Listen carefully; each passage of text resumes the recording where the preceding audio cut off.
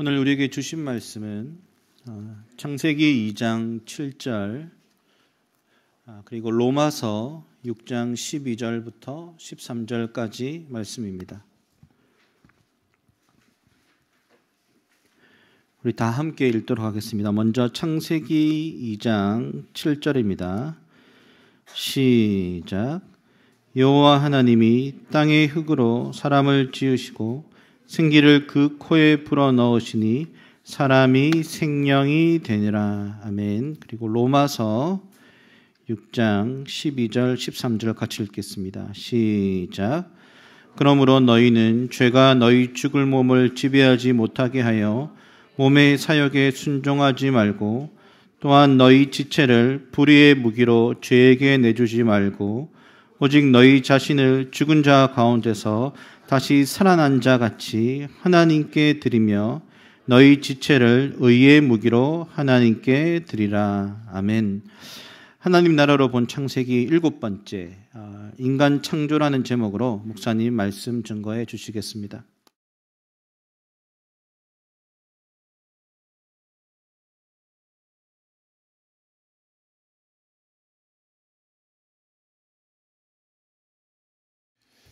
예배에 오신 여러분들을 환영합니다. 한 주간 동안 잘 지내셨죠? 오늘 찬양처럼 은혜가 아니면 우리가 이 자리에 있을 수 없다라는 생각이 듭니다. 한 주간 동안 주의 은혜였는데 예배 뒤에 또 오신 분도 계시기 때문에 우리 다시 한번 눈인사로 또 옆에 계신 분들 인사 나누겠습니다. 나중에 예배 후에 아마 인사 못 나누실 분들이 더 많을 것 같아서요. 한 주간 동안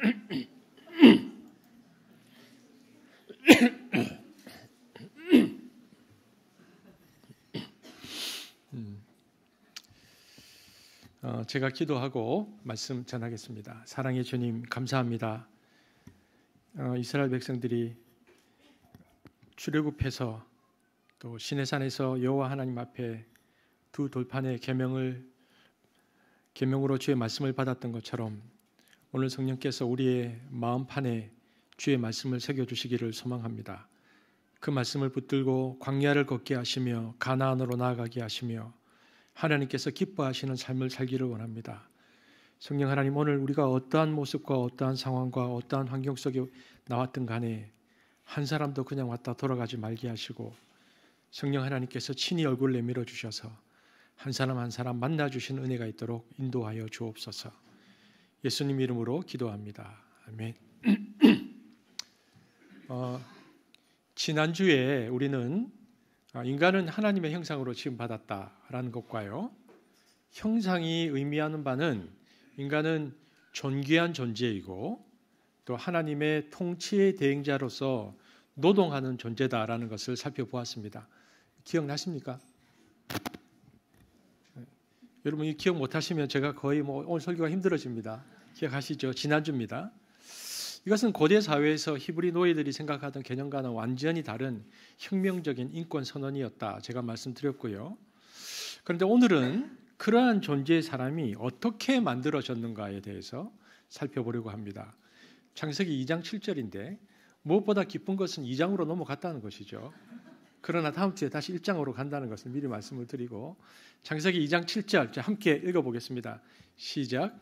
여호와 하나님이 땅의 흙으로 사람을 지으시고 생기를 그 코에 불어넣으시니 사람이 생명이 되니라. 하나님이 흙으로 사람을 지으셨다 이렇게 되어 있습니다. 그런데 성경에 보면 인간만 흙으로 지어진 것은 아닙니다. 각종 들짐승과 공중의 각종 새도 흙으로 지으셨다라고 되어 있습니다. 2장 19절 읽겠습니다. 시작. 여호와 하나님이 흙으로 각종 들짐승과 공중의 각종 새를 지으시고. 자, 여러분 보십시오. 여기서 하나님의 이미지가 무엇입니까? 창세기 1장에서 무엇인가 열심히 빚으시는 하나님 이미지가 나오죠. 뭡니까? 토기장이입니다. 그래서 창세기는 토기장이신 하나님으로 하나님을 드러내는데요. 이것은 당시 이스라엘 백성들에게는 굉장히 쉽게 이해되어지는 하나님의 이미지입니다. 왜냐하면 메소포타미아 문명은 이집트 문명과 달라서 진흙 문명이었습니다. 나중에도 나오지만 그들은 흙을 가지고 구워서 벽돌로 성과 대를 쌓곤 했습니다. 여러분 하나님께서 자기를 계시하실 때는 인간이 이해할 수 없는 괴이하고 특이한 모습으로 나타내지 않으십니다. 쉽게 인간이 이해할 수 있는 모습으로 자기를 드러내시는데, 그래서 하나님이 창조시에 자신을 토기장으로 계시하셨다는 것은 그 당시 메소포타미아 문명에 살고 있던 이스라엘 입장에서는 굉장히 이해하기가 쉽습니다. 하나님께서 우리를 이렇게 흙으로 지으셨구나, 이렇게 이해했다는 것입니다. 2장 7절 다시 한번 읽어볼까요? 시작. 여호와 하나님이 땅의 흙으로 사람을 지으시고 생기를 그 코에 불어넣으시니 사람이 생명이 되니라. 그런데 하나님께서 뭔가를 빚으셨는데 뭐로 빚으셨냐면 흙으로 빚으셨다라고 되어 있습니다. 여러분, 흙이라고 번역된 그 히브리어의 문자적 의미가 뭐냐면요, 정확한 의미는 땅의 먼지입니다. 땅도 아니고 먼지도 아닙니다. 땅의 먼지. 그러니까 사람은 어떤 존재인가? 성경이 사람은 땅의 먼지로부터 온 존재이다, 그렇게 되어 있습니다.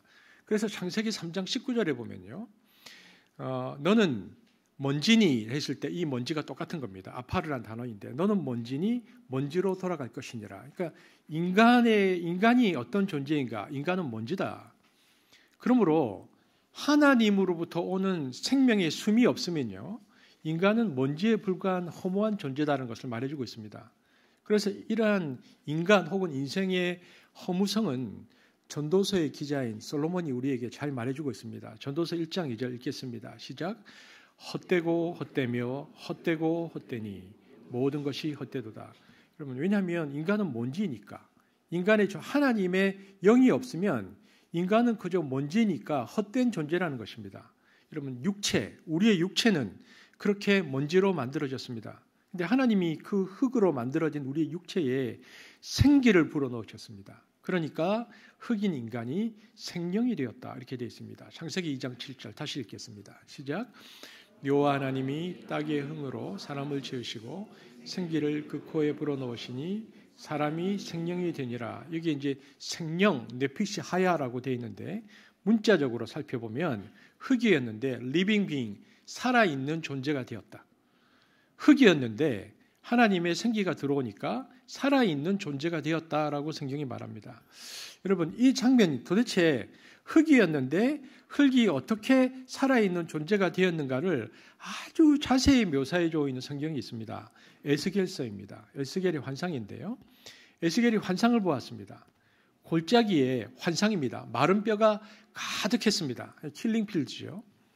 이것은 포로기에 살아가던 이스라엘의 영적 상태를 하나님이 상징적으로 보여준 것인데, 하나님이 에스겔에게 믿음으로 생기야 불어오라 라고 대언하게 하셨습니다.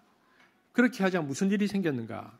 마른 뼈, 킬링필드였는데 하나님의 생기가 사방에서 불어오니까 뼈들이 이렇게 딱딱 맞아 들어가고 거기에 힘줄이 생기고 살이 붙고 근육이 생기고 피부가 생겨서 사람 형상, 머리카락까지 만들어졌다라고 성경이 말하고 있습니다. 에스겔서 37장 1절에서 8절까지인데요. 제가 읽겠습니다. 여호와께서 권능으로 내게 임재하시고 그의 영으로 나를 데리고 가서 골짜기 가운데 두셨는데 거기 뼈가 가득하더라. 나를 그 뼈 사방으로 지나가게 하시기로 본즉 그 골짜기 지면에 뼈가 심이 많고 아주 말랐더라. 그가 내게 이르시되 인자야, 이 뼈들이 능히 살 수 있겠느냐 하시기로 내가 대답하되 주 여호와여, 주께서 아시나이다.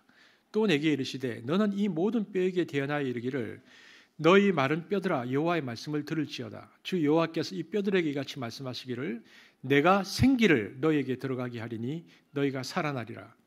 너희 위에 힘줄을 들고 살을 입히고 가죽으로 덮고 너희 속에 생기를 넣으리니 너희가 살아나리라. 또 내가 여호와인 줄 너희가 알리라 하셨다 하라. 이에 내가 명령을 따라 대언하니 대언할 때에 소리가 나고 움직이며 이 뼈 저 뼈가 들어맞아 뼈들이 서로 연결되더라. 내가 떠보니 그 뼈에 힘줄이 생기고 살이 오르며 그 위에 가죽이 덮이나 그 속에 무엇은 없더라? 생기는 없더라. 여러분 보십시오. 하나님께서 흙으로 사람을 지으시던 장면을 우리가 상상해 볼 수 있습니다. 하나님께서 인간을 지으실 때 생기가 들어올 때 그러한 모습으로 지어졌을 것이라고 생각해 볼 수 있죠. 그런데 에스겔서에 보니까요, 이처럼 형태가 만들어졌는데 그 속에 생기가 없더라. 뭡니까? 아직 시체입니다. 그래서 시체인 그들에게 다시 한번 생기야 불어오라, 한 번 더 생기야 불어오라 이야기하게 하셔서 했더니 사방에서 생기가 불어왔더니 그들이 살아 일어나 여호와의 군대가 되었다는 환상을 봅니다. 37장 9절 10절을 함께 읽겠습니다. 시작. 또 내게 이르시되 주 여호와께서 이같이 말씀하시기를 생기야 사방에서부터 와서 이 죽음을 당한 자에게 불어서 살아나게 하라 하셨다라. 이에 내가 그 명령대로 대언하였더니 생기가 그들에게 들어가매 그들이 곧 살아나서 일어나서는데 극히 큰 군대니라. 여러분 이미지가 그려지시죠? 흙이었는데 생기가 들어오니까 이렇게 만들어졌다. 그렇다면 도대체 생기가 무엇이길래 흙에 들어오면 살아나는 존재가 되는가? 생기는 니시마트 하임이라는 단어인데요. 우리말로는 번역이 이렇게 되어 있습니다. 하나님의 영 혹은 하나님의 신이라고 번역되기도 하고요. 혹은 하나님의 입술 바람, 그러니까 우리가 후 할 때 하는 이 하나님의 입술 바람 기운으로도 번역됩니다. 근데 여러분 이 생기라는 단어와 자주 혼용되어져서 사용되어지는 구약의 아주 유명한 단어가 있는데요. 그 단어가 루아흐라는 단어입니다. 여러분 한 번쯤 들어보셨을 텐데 이 루아흐가 하나님의 영, 하나님의 입술 기운이라는 단어입니다. 이것이 신약 성경으로 오면 이 루아흐가 어떻게 번역되냐면 푸뉴마라고 번역되었습니다. 푸뉴마는 이 푸뉴마 단어의 의미는 바람, 호흡, 보이지 않는 힘을 나타냅니다. 정과사와 함께 주로 하나님의 신 혹은 성령이라는 뜻으로 번역되어 있습니다. 푸뉴마. 그래서 하기오스 푸뉴마 그러면 형용사가 붙어서 거룩한 영 이렇게 부릅니다. 그러니까 푸뉴마는 하나님이 후 하고 바람을 부시니까 사람이 살아있는 존재가 된 그 바람, 루아흐를 말합니다. 그것이 아담의 코에 불어넣으신 생기인데요. 그래서 생기는 하나님의 영, 하나님의 신, 혹은 루아흐, 혹은 푸뉴마로 성경에서 불리고 있습니다. 여러분, 이렇게 하나님의 입술 기운을 후 하고 불었더니 흙과 생기가 결합되어서 살아있는 인간이 되었다라고 말하고 있습니다. 그런데 이 흙과 생기 이 두 가지가 결합되면서 이 둘이 결합되는 순간에 파생되어서 무엇이 만들어집니다. 그것이 뭐냐? 그것이 혼입니다. 영과 몸이 결합하여 사람이 되었을 때 생성되는 하나의 요소가 있는데 그것이 혼입니다. 다시 말해서 근본적으로 영과 몸이 결합하여 사람이 되는데 그 결합의 산물로서 사람의 혼, 정신적 기능이 생기는 것입니다. 창세기 2장 7절을 다시 한번 볼까요? 그래서 생기와 흙이 딱 부딪히니까 혼이 되는데 읽겠습니다. 시작. 여호와 하나님이 땅의 흙으로 사람을 지으시고 생기를 그 코에 불어넣으시니 사람이 생명이 되니라. NIV 성경 같은 경우에는 living soul이라고 되어 있습니다. 살아있는 존재, 살아있는 혼이 되었다. 여러분 그렇다면 제가 질문해 보겠습니다. 혼이 뭡니까? 영 말고 혼이 뭡니까? 혼은 육체의 모든 감각, 그러니까 손가락, 발가락으로 들어오는 모든 감각을 다 받아들여서 이것을 종합해서 통합하는 인식입니다. 통합 기능, 이것을 혼이라고 부릅니다.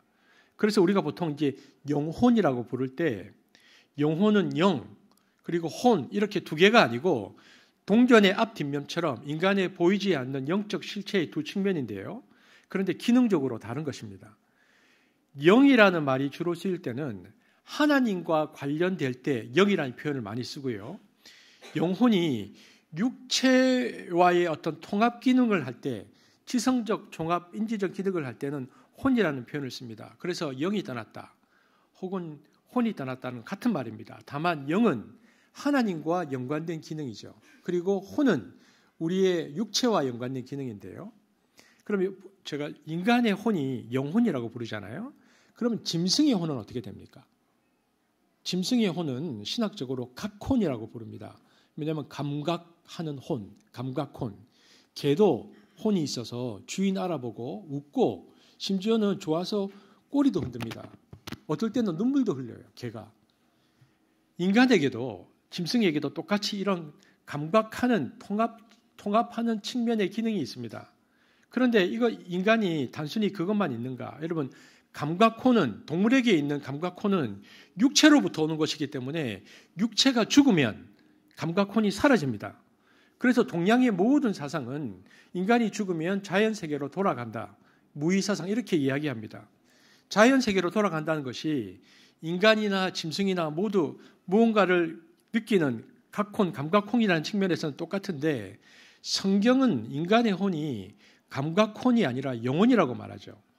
이 말은 감각이 단순히 육체의 조합 기능만 하는 것이 아니라 하나님과의 관계를 맺도록 하나님이 특별하게 인간의 내면에 성령을 불어넣으셨다는 것입니다. 그래서 인간의 영은 각혼이 아니고 영혼입니다. 그냥 단순히 육체로만 관계하면 각혼인데 하나님과도 관계하기 때문에 영혼이죠. 혼은 파생적입니다. 그러니까 인간과 흙과 그다음에 영이 부닥칠 때 파생적에서 나와서 혼의 작용이 끝나면 육체가 없어지면 혼백이 있고 없고라는 그런 표현도 있는데요. 혼은 사라집니다. 그러니까 짐승도 사라지는 거죠. 그러나 영은 하나님과 관계되는 거기 때문에 이 영은 어디로 가느냐? 인간의 영은 하나님께로 갑니다. 그래서 성경의 내세가는 영적인 실체는 영혼이 존재한다. 죽은 다음에도 인간의 영은 각혼처럼 사라지는 것이 아니고 자신의 자아를 인식한다라고 말합니다. 제가 김동인인데 이 김동인이라는 아이덴티티가 자기 정체성을 제가 죽어도 가지고 있다는 겁니다. 그래서 계시록 같은 것을 보면 죽은 다음에도 죽은 자들이 자기의 정체성을 가지고 하나님께 기도합니다. 요한계시록 6장 9절에서 10절입니다. 함께 보겠습니다. 시작. 죽임을 당한 영혼들이 제단 아래에 있어 땅에 거하는 자들을 심판하여 우리 피를 갚아주지 아니하시기를 어느 때까지 하시려 하나이까 하니 죽은 자들이요 사라지지 않고 자기의 정체성을 가지고 하나님께 기도하고 있습니다. 예수님도 한편 강도에게 누가복음 23장 43절에서 이렇게 말씀하셨습니다. 시작. 예수께서 이르시되 오늘 내가 나와 함께 낙원에 있으리라. 여러분 이 말씀을 하셔서 인간의 존재는 단순히 각혼이 아니고 영혼이다. 영적 존재라는 것을 강조하셨습니다. 이런 측면이 유물론적인 인간관이나 진화론적인 인간관과는 다른 인간관을 성경이 우리에게 말해주고 있다는 것을 이야기하고 있습니다. 그것이 살아있는 생명이 되었다는 표현입니다. 인간은 단순히 물질이 아닙니다. 인간은 진화하는 어떤 존재로서의 인간이 아니라 하나님과의 관계하는 인간이고 죽어서도 그 아이덴티티가 살아있는 생명이다라고 성경이 표현하는 것이죠. 하지만 어떤 종교단체, 심지어는 어떤 사이비 종교단체들은요, 영육을 그렇게 이분법으로 구분하지 않고 삼분설, 영, 혼, 육을 너무나 지나치게 구분하는 곳들이 있습니다. 제가 구체적으로 말하지는 않겠습니다. 그런데 그런 종교단체들이 있습니다. 영, 혼, 육을 지나치게 세분화하거나 혹은 아주 건강하고 정상적인 그리스도인은 혼적이고 영적인 것은 거부하고 영적인 것에서만 집중해야 한다라고 가르치는 곳이 있습니다. 여러분 그렇지 않습니다. 우리가 창세기 1장을 보면 알지만 이 인간이 영혼과 육체로 구성되었든지 영과 혼과 육으로 구성되었진 간에 성경이 강조하는 바는 뭐냐면 성경의 가장 강조점은 사람이 하나의 통일체로 이루어져 있다는 것입니다. 인간은 영, 혼, 육으로 딱딱 구별되는 것이 아니고 하나님께서 그것을 통일체로 묶으셨다. 따라서 어떤 사람의 영적 상태를 정신과 몸의 상태와 무관하다는 것으로 이해해서는 안 됩니다. 성경은 인간을 영과 육의 통일체, 곧 영과 육이 하나의 몸을 이루는 전인적 존재이다. 이렇게 말하는 것입니다. 그러므로 육신을 불결한 것으로 보거나 영혼의 건강과 무관한 것으로 보는 것은 초대 교회의 영지주의적 혹은 이원론적 태도인데요. 그것은 올바르지 않다라는 것입니다. 여러분, 그 복음서에 보면 예수님께서 육신의 질병을 치유하시는 것이 영적인 관계를 회복하는 것과 서로 연관되는 것으로 이해하셨다는 것을 알 수 있습니다. 기독교는 영혼의 중생과 더불어서 육신의 부활도 강조합니다. 그러므로 인간은 영과 육의 통일체, 영과 육이 하나의 몸을 이루는 전인적인 존재입니다.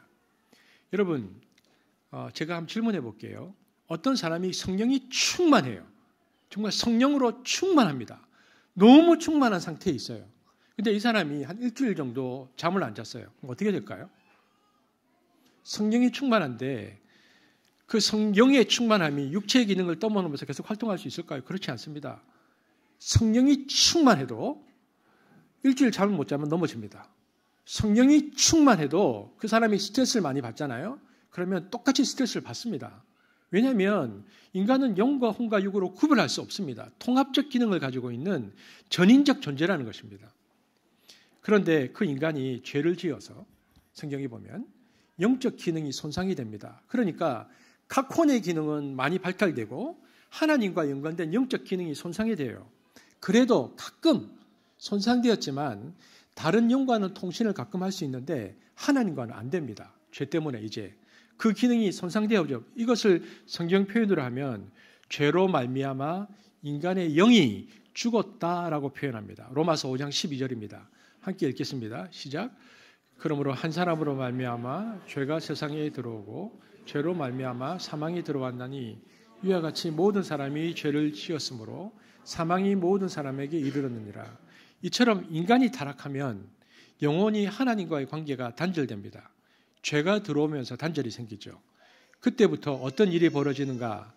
하나님에 대한 감각이 없어집니다. 기능을 안 해요. 영원히. 죄가 들어온 이후부터. 그래서 그때부터는 하나님의 존재가 계신지 존재하지 않는지 모릅니다. 무신론자 대부분이 그 상태입니다. 하나님의 존재를 인식할 수가 없습니다. 죄가 들어온 이후부터. 하나님의 존재를 인식하지 못할 뿐만 아니라 하나님과의 교제가 없죠. 하나님과의 교신, 인격적 대화나 관계가 맺어지지가 않습니다. 그래서 머릿속으로는 이성적으로는 하나님이 계실지 몰라라고 생각할 수 있지만 전혀 하나님과의 관계가 없기에 시간이 지날수록 무관심해집니다. 여러분 사람도 자주 만나야 관심이 생기는 것입니다. 마찬가지로 하나님과도 자주 만나야 관심이 생기는데 아예 교신이 안 되니까 타락한 인간은 시간이 지날수록 하나님에 대해서 감각이 무뎌지고 무관심해집니다. 그래서 나중에 남는 건 뭐냐? 하나님에 대한 관심은 아예 사라지고 오직 자기 자신에게만 관심을 갖게 되어집니다.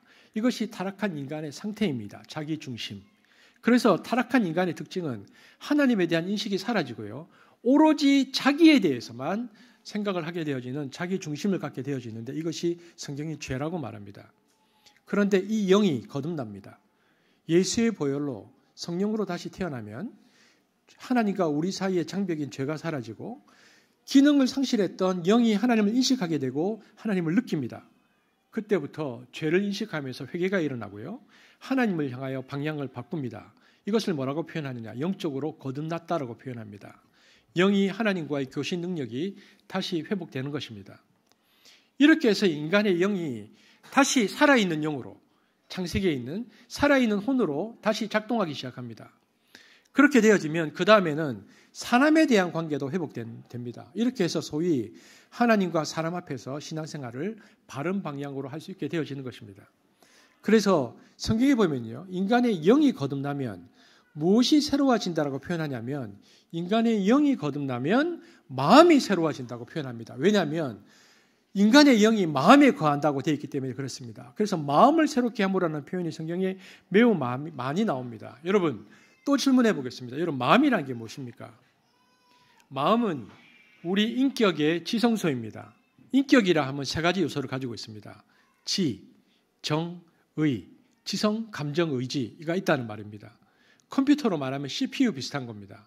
그것을 마음이라고 합니다. 그런데 영이 거듭나면 이 마음이 새로워집니다. 그래서 여러분 사람 마음속을 딱 들여다보면요. 사람 마음속에는 세 종류의 사람이 있습니다. 첫 번째 귀신의 영이 들어가 있는 사람. 무당 박수 같은 사람이 있습니다. 그건 귀신의 영이 들어가 있습니다. 딱 보면 그 마음 안에는 귀신이 들어가 있습니다. 두 번째 성령이 들어와 있는 사람. 예수 믿는 사람입니다. 그런데 성령도 귀신도 없고 내 영만 있는 사람이 있습니다. 세 종류입니다. 마음을 들여다보면 영이 세 종류인데 근데 영이 거듭났다는 말은 성령이 내 마음이라는 지성소로 들어오셔서 나의 영을 거듭나게 하시고 내 마음속에 내 영과 하나님의 영이 함께 있게 됨을 말합니다. 그래서 내 영도 있지만 성령도 계시기 때문에 이제는 내 영이 연약해서 잘못하는 것을 성령이 말할 수 없는 탄식으로 중보기도도 하시고 때로는 내가 기도한 내용과 응답을 잘 모를 때 감화, 감동, 영감을 주셔서 하나님의 뜻을 깨닫게 하시는 그런 일이 성령이 내 마음속에서 함께 계셔서 하게 된다는 것이 성경적 인간론입니다.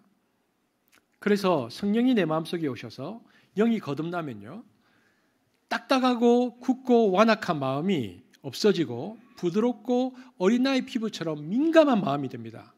특별히 성령에 민감하고 죄에 민감하고 다른 사람의 필요에 민감하고 하나님의 필요에 아주 민감한 새 피부 같은 그런 마음으로 거듭나는 것이죠. 우리가 영적인 훈련을 받을 때에 영적 훈련 혹은 영적 순환에 있어서 그래서 가장 중요한 요소가 뭐냐? 마음 수련입니다. 마음을 성령 안에서 새롭게 가다듬어 나가는 훈련이 매일 필요합니다. 캐톨릭은 이게 좀 강하거든요. 그런데 개신교는 좀 약한 편입니다.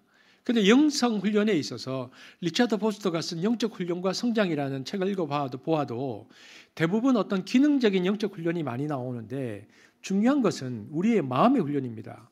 그래서 욕심 때문에 집착이 생기면 마음이 딱딱해지니까 항상 욕심을 버리고 성령의 뜻에 잘 반응하도록 유연하게 우리의 마음을 훈련하는 것이 필요합니다. 누구를 미워하는 것도 분노하는 것도 마찬가지입니다.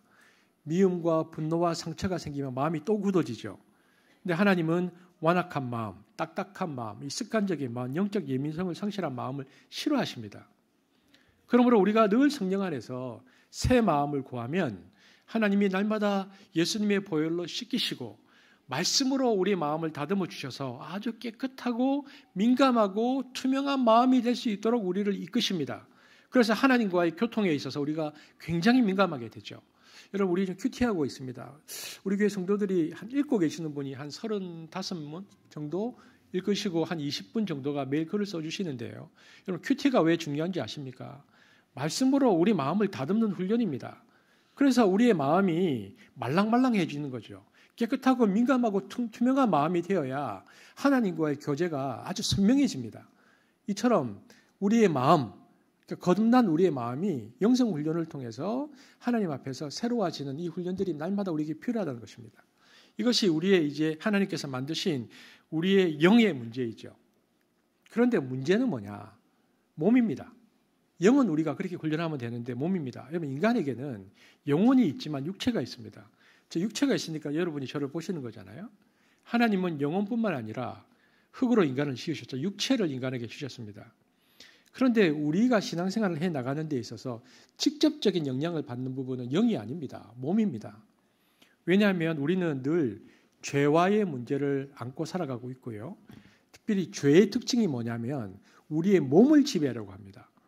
여러분, 로마서 6장 12절 13절 우리가 읽었던 성경 본문이죠. 그러니까 영은, 거듭난 영은 어떻게 하겠어요?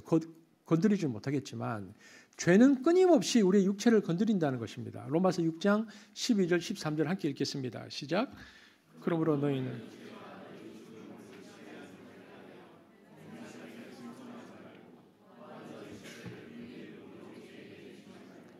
오직 너희 자신을 죽은 자 가운데서 다시 살아난 자 같이 하나님께 드리며 너희 지체를 의의 무기로 하나님께, 이게 유명한 사도 바울의 지체론입니다. 신학적으로 굉장히 중요한 성경 본문인데요. 살펴본 것처럼 인간을 구성하는 요소는 영과 몸입니다. 그런데 사도 바울이 보십시오. 뭐라고 되어 있습니까? 죄가 너희 몸을 지배하지 못하게 하라고 했습니다. 바울은 그런데 죄로 인해서 이 몸이 어떤 몸이 되었다고 말합니까? 죽을 몸이 되었다고 말합니다. 여러분, 몸은 날마다 죽어갑니다. 세포가 사라지고 병이 생기고 여러 가지 기능이 떨어져서 날마다 죽어갑니다. 그런데 죄의 특징이 뭐냐면은 이 죽을 몸을 지배하려고 한다는 겁니다. 몸 중에서 그런데 어디를 지배하려고 하는가? 몸의 어디에 통제력, 지배력을, 죽을 몸 가운데 죄가 어디를 통제하려고 한다고 되어 있습니까? 오늘 성경에 보니까 어디라고 되어 있습니까? 읽어보십시오. 어디에? 몸의 사욕. 죄가 인간의 몸을 지배하는데 몸의 사욕을 지배하려고 한다고 말하고 있는 것입니다. 죄가 인간의 몸의 사욕의 통제력을 드러내려고 딱 기다리고 있다가 크리스찬들이 신앙생활을 하면 죽을 몸을 통제하는데 어디를 통제하냐면 몸의 사욕에 죄의 통제력을 드러낸다라고 성경이 말하는 것입니다. 여러분, 사도 바울은 타락한 인간의 몸에는 사욕이 있다고 말합니다. 여러분, 사욕이 무엇입니까? 한자를 저기 아마 써놨을 것인데 자신의 개인적인 이익이나 만족만을 탐하는 욕심 이 뜻입니다. 어떤 잘못된 욕망이 타락한 인간에게 있다는 것입니다. 죄를 지은 인간에게는. 그래서 죄가 몸을 지배하면 어떤 일이 발생하냐면 타락한 인간에는 자기만을 위하려고 하는 어떤 욕망이 있는데 그 사욕에, 그 몸의 사욕에 순종하게 된다는 것입니다. 즉 자신의 개인적인 이익이나 만족만을 탐하는 욕심에, 그때까지는 그래도 양심에 의해서 이렇게 할까 저렇게 하고 있었는데 죄가 들어오면 자기만을 위하는 이익이나 만족에 그 욕심에 순종하게 된다라고 말합니다. 이 부분에 관해서 영국의 로이드 존즈 목사님은 아주 흥미로운 주석을 했습니다. 몸의 사욕에 관해서 설명하면서요. 이것은 인간의 타락이 단순히 신학적으로 인간이 타락했다는 것이 아니고 인간의 신경계통의 타락으로 문제가 생겨서 타락한 인간의 신경계통은 쾌락과 향락에 매우 민감하게 반응하게 되었다라고 설명합니다. 저는 볼 때 아주 탁월한 주석입니다. 이 해석이 가능한 이유는 로이드 존스 목사님이 의사였기 때문이라고 밝히거든요. 그러니까 로이드 존스 목사님은 쾌락과 향락에 매우 민감하게 반응하는 타락한 신경계통의 자극 혹은 입력을 주는 촉수와 같은 역할을 하는 무엇이 있다는 것입니다. 그것이 무엇인가? 그것이 바로 지체다. 그러니까 그래서 로마서 6장 12절 한번 다시 읽어볼까요? 시작. 그러므로 너희는 죄가 너희 죽을 몸을 지배하지 못하게 하여 몸의 사역에 순종하지 말고 13절 시작. 또한 너희 지체를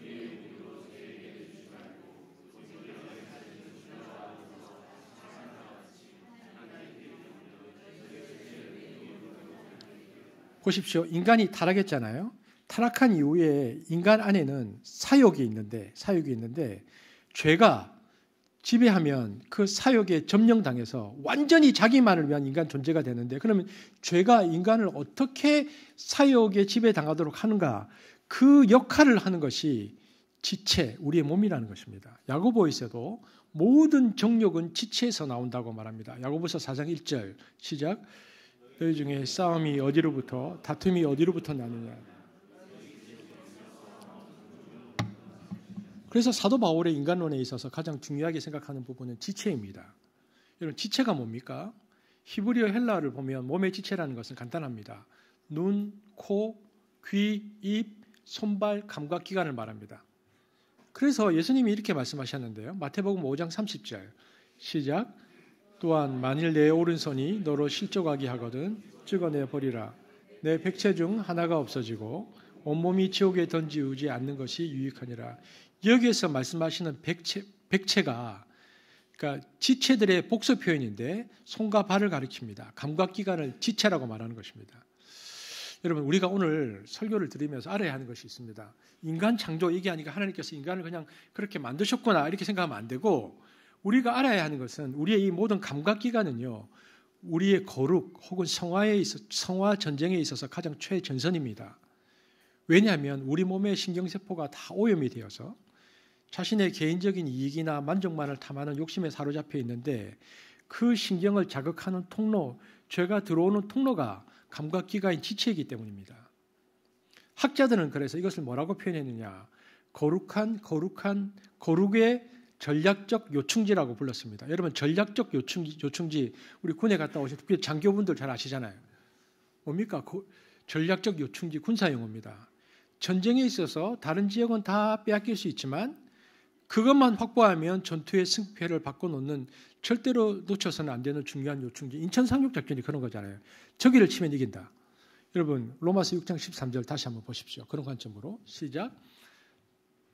있습니까? 시작. 또한 너희 지체를 불의의 무기로 죄에게 내주지 말고 죽은 자 가운데서 다시 살아나는 자 같이 하나님께 드리며 너희의 지체를 의의 무기로 하나님께 드리라. 여기 보시면 앞에 불의의 무기가 있고 뒤에 의의 무기가 있죠. 그럼 사도 바울은 불의의 무기, 의의 무기. 그래서 사도 바울은 인간론 중에서 지체를 다루면서 이걸 전쟁으로 생각했다는 것입니다. 사도 바울은 인간의 지체를 말하면서 이건 전쟁이다. 그만큼 중요하고 치열한 영적 싸움의 중심지에 뭐가 있느냐? 그 중심이 지체다라고 말하는 것입니다. 그러니까 여러분 우리의 지체, 즉 눈, 코, 귀, 입, 손발, 감각기관이 영적 전쟁의 최전선이라는 것을 우리가 알아야 합니다.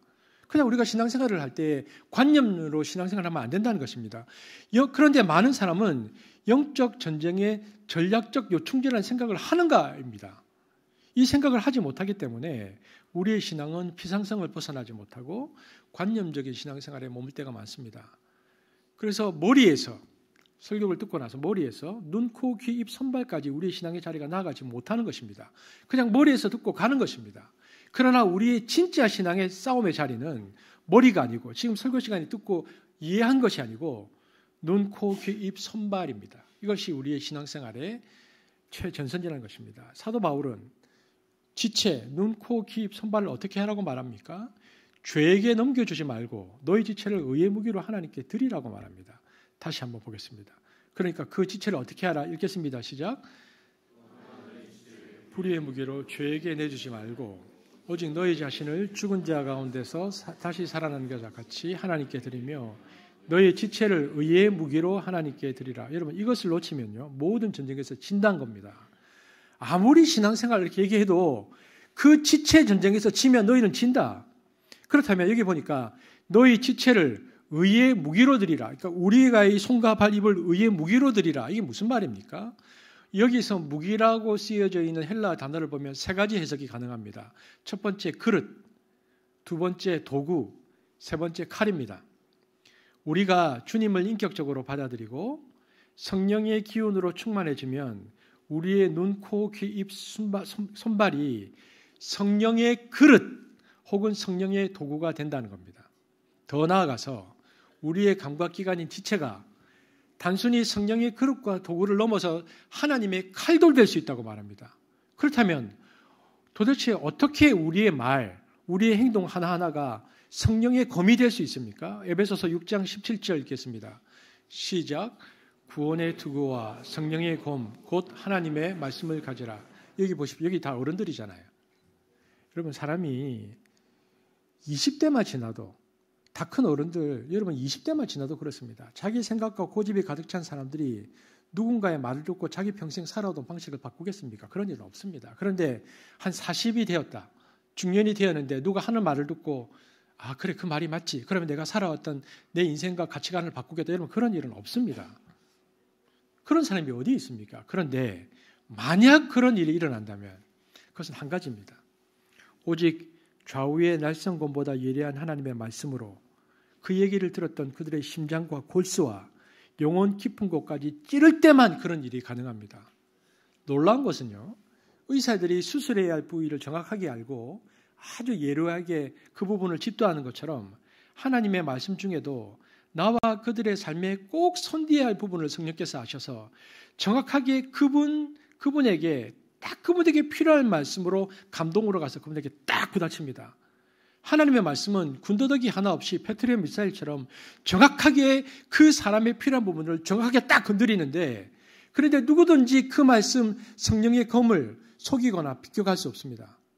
그래서 그 말씀이 딱 꽂히면요. 달고 오묘하고 시원함과 동시에 두렵고 떨리는 권위와 예리함을 가지고 있어서 그 말씀이 그 사람에게 딱 들어가면 놀랍게도 그 사람이 30을 살았던 40을 살았던 사람이 딱 바뀝니다. 그러니까 하나님의 말씀의 위력은 이만큼 강력한 성령의 검인데 그러면 그 성령의 검의 역할을 우리 지체가 할 수 있다는 것입니다. 어떻게? 하나님의 말씀에 순종하고 살려고 붙들려 있으면 그러니까 우리가 하나님의 말씀을 가지면 말씀에 붙들려 있으면 그리고 그 말씀에 의해서 우리들의 지체가 손가락, 발가락 모든 우리의 눈, 코, 귀, 입이 그 말씀에 순종하면 우리의 이 지체는 하나님의 말씀을 작동케 하는 성령의 검이 될 수 있다는 것입니다. 만약 우리의 지체가 말씀으로 훈련되어서 하나님의 도구로서의 체질로 변화되어진다면 예리한 검으로 쓰임받을 수 있다. 눈, 코, 귀, 입, 손발 지체가 말씀에 순종하면 지체가 검이 되어서 우리를 변화시킨다. 바울은 그 뜻으로 로마서 6장 13절에 너희 지체를 의의 무기로 하나님께 드리라고 말했습니다. 여러분 보십시오. 이처럼 다시 말씀드립니다. 우리의 감각기관인 이 지체를 하나님께 드리면 성령의 생기가 내 몸의 감각기관을 통해서 역사하십니다. 그래서 우리의 몸과 몸의 감각기관인 지체를 하나님께 드린다는 것은 그러니까 저와 여러분이 드리는 예배의 완성은 뭡니까? 그것은 몸으로 드리는 예배입니다. 그래서 로마서 12장 1절입니다. 읽겠습니다. 시작. 그러므로 형제들아 내가 하나님의 모든 자비하심으로 너희를 권하노니 너희 몸을 하나님이 기뻐하시는 거룩한 산제물로 드리라. 이는 너희들을 영적 예배. 사도 바울은 지체론을 얘기하면서요. 로마서 12장 1절에서 너희 몸을 거룩한 산제물, 여기 영어 성경에 나오죠. living sacrifice라고 되어 있습니다. 너희 몸을 거룩한 산제물로 하나님께 드려라. 그리하면 그것이 하나님께서 기뻐하시는 온전한 예배가 된다. 그러니까 우리의 예배의 완성은 우리가 예수를 믿고 거듭나면 영이 거듭나잖아요. 그러면 우리의 싸워야 할 우리의 그 싸움의 요충지는 지체인데 이 지체가 순종해서 하나님 앞에 순종하면 우리의 몸이 순종하면 이것이 온전한 예배가 된다는 것입니다. 그래서 예배의 완성은 몸입니다. 지체가 훈련되어지는 것입니다.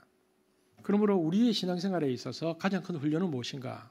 어떻게 우리의 이 오감을 하나님의 도구로 무기로 쓰느냐의 문제입니다. 그래서 오감을 계속 연습하는 것이 우리 신앙생활의 자리이죠. 여러분 사람 계속 죽이는 게임 있잖아요. 무슨 게임하면 계속 사람 죽이는 게임. 혹은 포르노에 그냥 노출된 아이들. 혹은 굉장히 자극적인 입맛에 중독된 사람들. 이처럼 우리의 지체가 세상으로 완전히 개방되어 버리면요. 신경계통의 오염과 더불어서 어떤 일이 발생하냐면 사랑과 진리에 대해서는 반응이 굉장히 늦거나 약하고 악한 것에서는 반응을 굉장히 빠르게 해버립니다. 지체가. 하지만 우리의 지체를 성령의 도구로 사용하는 훈련과 방법에 익숙해지면 우리의 신경계통도 다스려지죠. 그러므로 우리의 지체를 하나님께 드리는 훈련을 우리가 계속해야 하는 것입니다. 그러면 어떻게 해야 우리의 지체를 훈련할 수 있을 것인가? 몇 가지 살펴보기. 먼저 지체 중에서 우리 눈만 훈련이 잘 되어도요. 감각기가 우리의 삶은 놀랍게 변합니다. 마태복음 6장 22절에서 23절 이것은 유진 피터슨의 메시지 성경인데 같이 읽어보겠습니다. 눈을 훈련되면 인간이 이렇게 된다는 것입니다. 시작.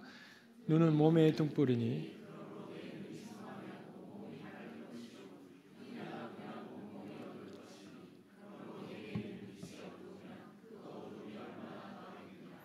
너희 눈은 너희 몸의 창문이다. 내가 경의와 믿음으로 눈을 크게 뜨면 내 몸은 빛으로 가득해진다. 내가 탐욕과 불신으로 곁눈질하고 살면 내 몸은 음습한 지하실이 된다. 내 창에 블라인드를 치면 내 삶은 얼마나 어두워지겠는가. 여러분 보십시오. 경의와 믿음의 눈을 크게 뜨면 내 몸은 빛으로 가득해진다. 하지만 네 눈이 탐욕과 불신으로 곁눈질하고 살면 내 몸은 음습한 지하실이 된다. 여러분 여기서 경의와 믿음의 눈을 달라스 윌라스라는 영성 신학자는 경배적인 주의력이라는 표현을 썼습니다. 그러니까 우리가 그냥 살 때 그냥 이렇게 지나는 게 아니고 하나님을 경배하는 주의력을 가지고 세상을 보게 되어지면 언뜻 보는 세상은 몰랐는데 경배적인 주의력을 가지고 세상을 살다 보면 모든 것에 충만한 하나님을 볼 수 있게 될 것이다 얘기했습니다. 그래서 경배적인 주의력으로 세상을 본다는 말은 우리의 지체 모든 감각을 하늘빛을 인식하는 창문으로 삼는다라는 뜻입니다. 그리고 우리의 지체를 영혼의 창으로 삼아 바라보면 하나님은 우리 눈과 귀가 도무지 따라갈 수 없는 에너지와 아름다운 손길로 창조활동을 지금도 끊임없이 계속해서 하고 있다는 것을 너희들이 알게 될 것이고 그러면 너희들은 감탄하고 영광을 돌리게 될 것이다. 여러분 그러면 어떻게 하면 우리의 눈이 경배적인 주의력을 가질 수 있을까요? 첫 번째, 우리의 눈이 경배적인 주의력을 갖기 위해서는 첫 번째 성결입니다. 우리의 눈을 맑게 해야 합니다. 여러분 보는 것에 주의해야 합니다. 더러운 것, 음란한 것 보지 않도록 노력해야 합니다. 그렇게 해야 안에 뭐가 제 안경도 올 때마다 닦는데 뭐가 끼면 안 보일 거잖아요. 성결할 것. 두 번째, 제가 여러분 세 가지 공부할 때 그런 말씀을 드렸는데 제가 그 부산에서 사역할 때 부산의 초대 미술관장 따님이 계셨습니다. 그분이 저희가 교사셨는데 제가 중고등부 맡을 때 교사셨는데 그분이 그런 얘기를 어릴 때 부산에 미술관이 처음 생겼을 때 아빠 손잡고 어릴 때 갔는데 아빠한테 이렇게 물어봤대. 아빠 어떤 게 좋은 그림이고 어떤 게 안 좋은 그림이야. 그래서 아빠가 그렇게 말했다는 겁니다. 그건 네가 좋은 그림을 많이 보면 알게 돼. 이렇게 말했다는 겁니다. 여러분 우리 삶에 있어서 그러면 보아야 할 좋은 것은 무엇입니까? 두 가지죠. 하나는 자연, 하나는 성경입니다. 하루에 한 번을 하늘을 보십시오. 하나님께서 주신 하루에 한 번은. 그리고 성경을 처음부터 끝까지 한 번은 통독해 보십시오. 그리고 자연에서 성경을 통해 깨달은 바를 기록해 보십시오. 그러면 우리가 보는 것이 달라집니다. 세 번째, 어떻게 하면 경배적인 주의력으로 내 삶 속에 일하고 계신 하나님을 볼 수 있을까? 세 번째는 감사입니다. 여러분, 제가 늘 말씀드리지만 감사라는 단어는 굉장히 소중한 가치를 지녔습니다. 우리가 어떤 삶의 현장에서 아이고 감사했다, 너무 감사했다 이렇게 말하는 것은요, 하나님의 살아계심을 고백하는 시간입니다. 감사는 우리에게 일어난 이 일들이 우연히 생긴 것이 아니고 하나님의 섭리 가운데 이루어지고 있다는 것을 고백하는 것이죠. 감사는 우리 하루하루 속에 눈동자처럼 우리를 보호하고 사랑으로 감싸주시는 하나님의 은혜를 만나는 시간입니다. 감사, 그때 하나님의 살아계심을 아는 것이죠. 하나님께서 이 일들을 하셨다는 눈으로 나의 하루 삶을 다시 바라볼 수 있게 되어지길 바랍니다. 감사를 통해서 보는 것을 다르게 할 수 있습니다. 네 번째, 눈물입니다. 창문도 자동차도 세정제가 필요하듯이 우리의 눈도 세정제가 필요합니다. 우리 눈을 닦아줄 하나의 세정제는 이웃을 위해 흘리는 눈물입니다. 감상적인 눈물을 말하는 것이 아닙니다. 우리 주위에 있는 그들의 아픔, 그들의 고통, 그의 슬픔을 위로하고 그의 문제를 풀어주기 위해서 땀 흘리는 과정을 포함하는 눈물입니다. 이보다 강력한 세정제가 없습니다. 그렇게 눈물을 흘리면 생명의 실상을 보는 눈이 열리면서 당장 보이는 이웃의 아픔을 넘어서 우리는 무정하고 냉정한 사람들의 마음에 숨겨져 있는 사랑의 가능성을 발견합니다. 그래서 그들을 위해 기도하고 중보할 수 있게 되어집니다. 여러분, 눈뿐만 아니라 우리의 귀도 훈련되어져야 합니다. 여러분은 지금 삶 속에서 경험하는 다양한 체험들 속에서 어떤 메시지를 듣고 계십니까? 여러분, 하나님께서 여러분의 인생 가운데 어떤 일을 하시려고 하실 때 이 일들을 하시려고 하시는 거라는 낌새라도 채고 계십니까? 아니면 하늘로 나 있는 안테나가 완전히 고장나서 이게 지금 어디로 가고 있는지 내 인생의 방향 감각이 없습니까? 하늘 소리를 들으라고 주신 그 안테나를 가지고 잡음과 다를 바 없는 세상의 소리를 듣느라고 온통 정신이 팔려져 있는 것은 아닙니까? 여러분, 시그널과 노이즈를 구분을 못하는 건 아닙니까? 이것이 하나님께서 내 인생 가운데 주시는 시그널인지 노이즈인지 구별할 줄 몰라서 시그널을 노이즈로 받아들이고 노이즈를 시그널로 받아들여서 내 인생이 이상한 곳으로 흘러가지는 않습니까? 그렇다면 어떻게 하면 내 삶 속에서 나에게 일하시고 계시는 하나님의 음성을 들을 수 있습니까? 그것은 기도입니다. 신앙생활에 있어서 가장 중요한 첫 단계는요, 잘 듣는 겁니다. 히브리서 기자는 우리에게 믿음에 관해서 말하면서요, 잘 듣는 일에 대해서 말한 바가 있습니다. 히브리서 2장 1절입니다. 시작. 그러므로 우리는 들은 것에 더욱 유념함으로 우리가 흘러 떠내려가지 않도록 함이 마땅하니라. 여러분, 잘 듣는 일은 기독교인이 지녀야 할 가장 중요한 덕목들 가운데 하나입니다. 경청입니다. 매일 아침 우리에게 필요한 기도는 뭐냐? 들음의 기도입니다. 여러분, 기도는 듣는 것부터 시작하는 것입니다. 자기의 바램만을 하나님께 아뢰는 자는 하나님의 말씀을 들을 수 없고 음성을 들을 수 없기에 기도할 수 없습니다. 자기의 소리를 침묵시키고 귀를 기울이는 자만이 하나님의 음성을 들을 수 있습니다.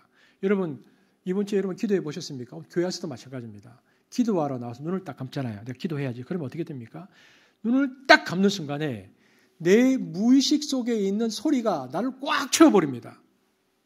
그래서 처음에 딱 눈을 감으면 기도하려고 앉았는데 내 무의식 속에 있는 욕망만 계속 올라옵니다. 그래서 사람들이 기도하러 나와가지고요, 소위 말하는 불도저식 기도, 자신의 기도 목록을 1부터 한 50까지 쫙 밀어붙입니다. 자기 욕망이거든요. 그리고는 딱 일어나서 가버립니다. 그 기도 시간 30분, 1시간 하면 1시간 기도했다. 이게 자기 무의식에서 올라오는 그 욕망을 붙들고 30개, 50개, 심지어 100개도 기도합니다. 불도저식 기도죠. 그리고 딱 일어납니다. 하지만 진짜 기도는 그런 것이 아니고 욕망의 소리, 욕구가 다 지나고 다 빠져나가고 내가 지금 구하고 있는 것이 다 헛된다는 것을 깨달을 때 내 내면의 진짜 깊은 곳에서 진정한 갈망, 영적 갈망이 나타나는 것입니다. 즉, 내 안에 욕망의 쓰레기들이 있는데 그 쓰레기들을 다 치워버려야 그때부터 비로소 하늘의 공명이 커집니다. 우리 보현이 이렇게 바이올린 보면 현이 활을 쓸 때 나는 그 소리가 공명 안에서 웅 하고 울려 퍼지듯이 성령께서 내 마음의 현을 싹 스칠 때 나는 그 소리는 내 마음이 비워져 있을수록 크게 울립니다. 그러나 욕망과 세상 생각으로 꽉 차 있는 내 마음에는 성령께서 비록 쑥 하고 그어도요, 공명이 없어요. 울림이 없기 때문입니다. 오히려 세상의 그 쓰레기 같은 소리가 너무 커서 하나님의 음성이 들릴 듯 말 듯 하다가 안 들립니다. 이 음성은 고요해야 들립니다. 그 소리들이 다 사라져야 고요한 마음의 빈방 가운데 성령의 임재가 있고 하나님의 말씀이 내용 깊숙한 곳에서 울려 퍼지기 시작하는 것입니다. 그래서 성경을 보면 하나님의 사람들은 모두 다 빈들로 갔습니다. 누가복음 3장 2절 시작. 하나님의 말씀이 빈들에서 사가랴의 아들 요한에게 임하니라. 왜 하나님의 사람들은 빈들로 갔을까요? 도시의 소리가 들리지 않는 곳이기 때문에 그렇습니다. 사람들의 왁자지껄한 소리가 들리지 않기 때문에 그렇습니다. 홀로 자연 속에서 내면의 소리에 귀를 기울일 수 있기 때문에 그렇습니다. 들을 마음의 준비가 되었을 때 하나님은 그 사람에게 임하는데 그때에 하나님의 임재하심을 경험하는 것이죠. 빈들에 임했다. 이 빈들이라는 단어 속에서 우리가 생각해야 할 것이 많습니다. 여러분, 저와 여러분 지금 예배드리고 있잖아요. 놀랍게도 예배드리고 있는 분 가운데서도 어떤 분은 이곳이 빈들입니다. 그러나 어떤 분은 지금 도시에 있습니다. 내면이 그렇습니다. 나는 지금 서울 혹은 경기도 용인이라는 대도시 속에 살아가지만 오늘 하나님께 예배하러 나왔을 때, 오늘 하나님께 기도하러 나왔을 때 하나님 앞에 엎드릴 때는 내가 어떤 도시에 살든 간에 나의 심령은 빈들여야 합니다. 그래서 하나님께 엎드릴 때는 이렇게 기도해야 되죠. 하나님, 나를 빈들로 이끌어 주십시오. 욕망의 소리, 사람의 소리, 도시의 소리가 들리지 않는 곳으로 나를 이끌어 주십시오. 옛 수도사들이 사막 한가운데 있었던 것처럼, 빈들 한가운데 있었던 것처럼, 산속에 들어가 있었던 것처럼 제가 하나님의 산속으로 들어가게 해주십시오. 하나님의 사막으로 가게 해주십시오. 빈 광야로 가게 해주십시오. 그곳에서 주의 음성을 듣게 해주십시오. 그렇게 비어 있을 때에 하나님의 말씀이 임하는 것입니다. 여러분, 비워지지 않을 때는 하나님 말씀이 임하지 않습니다. 왜냐하면 임해봐야 그것이 욕망과 함께 쓰레기가 됩니다. 소음 속에 파묻히니까. 여러분, 오늘도 여러분 예배드리러 나왔잖아요. 우리가 하나님께 무엇을 구하든 어떤 음성을 듣기를 원하든 간에 하나님은 자기 음성을 그렇게 낭비하지 않습니다. 그 안에 자기 욕망이 꽉 차 있으면 말씀이 들어가잖아요. 번복에 대해서 쓰레기가 됩니다. 하나님께서 음성을 낭비하시겠습니까? 그러므로 기도는 입으로 하는 것이 아니라 귀로 하는 것입니다. 듣는 자만이 참으로 기도합니다. 듣게 되어지면 내 삶의 시그널과 노이즈가 분별이 됩니다. 내 귀가 다른 이의 필요에 민감한 귀로 바뀝니다. 말 그대로 QT, quiet time, 조용한 시간으로 들어가야 내가 하나님의 음성을 듣는다는 것입니다. 저는 우리의 눈뿐만 아니라 우리의 귀가 하나님의 음성을 들어서 우리의 지체가 하나님의 의의 도구로 쓰임받게 되어지길 바랍니다. 입도 마찬가지입니다. 사람은 태어나는 순간 입에 도끼를 품고 나온다는 말이 있습니다. 우리의 말살이가 빚어내는 살풍경에 상처 입은 이들은 이 말을 실감할 것입니다. 그래서 이렇게 기도해야 됩니다. 하나님, 내 입술을 지켜주십시오. 감사하는 말, 다른 사람을 축복하는 말을 하게 해주십시오라고 기도해야 됩니다. 하나님, 내 코가 죄의 냄새까지 맡을 수 있도록 성결케 해주십시오. 나의 손발이 복음의 신을 신고 이웃을 돕는 손발이 되게 해주십시오. 우리는 우리의 모든 감각기관을 이처럼 훈련하고 갖고 가야 합니다. 하지만 성경은 이 감각기관이 고륵성화와 전쟁에서 최전선인데 계속 인간이 패하면, 그런데 계속 패하면 마지막은 어떻게 되는가? 그것이 성경적 종말론인데 이 감각기관에서 마지막 패하면 인간이 이렇게 된다는 것입니다. 이 전쟁에서 치면 말세는 이렇게 된다. 디모데후서 3장 2절에서 5절 함께 읽겠습니다. 시작.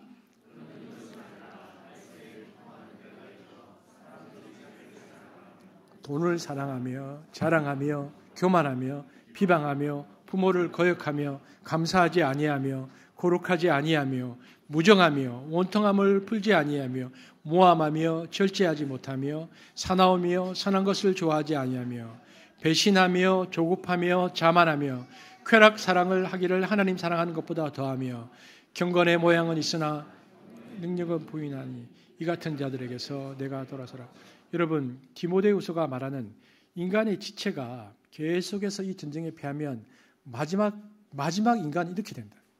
마치 요즘 우리의 인터넷을 보는 것 같지 않습니까? 여러분 여기 보면 말세 한번 띄워주십시오.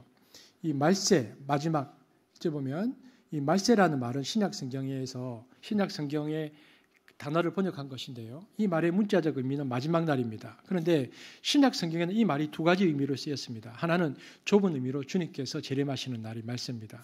그래서 마태복음 24장에 보면 주님께서 재림하셔서 역사를 끝내는 날이 말세입니다. 다른 하나는 넓은 의미로 주님께서 재림하시기를 기다리는 날. 히브리서 1장 2절을 보면 이미 주님이 초림하신 때부터 말세는 시작되었다라고 말하고 있습니다. 히브리서 1장 2절 있습니까? 없습니까? 네, 괜찮습니다. 그러니까 바울은 두 번째 의미로 쓰였습니다.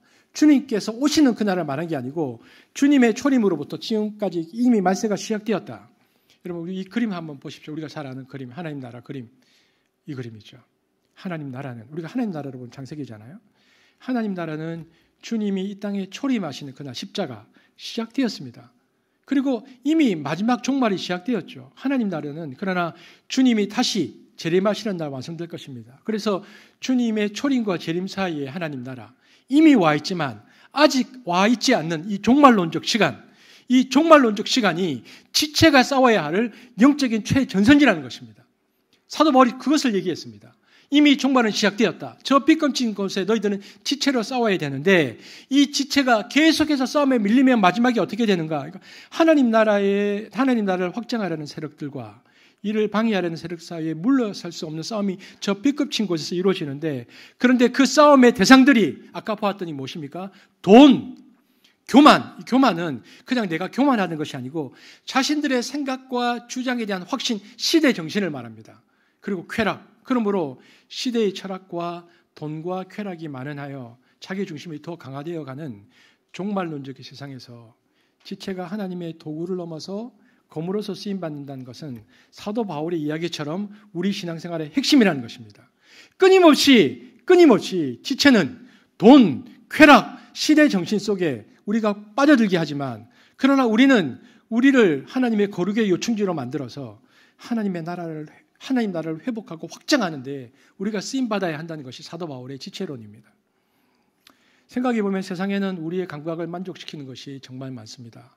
보암직도 하고 먹음직도 한 것이 정말 많습니다. 육체적인 쾌락도 결코 무시할 수 없습니다. 하지만 그것 때문에 더 소중한 것을 잃는다면 그보다 더 어리석은 인생이 어디 있겠습니까? 우리는 붉은 팥죽 한 그릇에 장자권을 팔아버린 에서를 어리석다고 말합니다.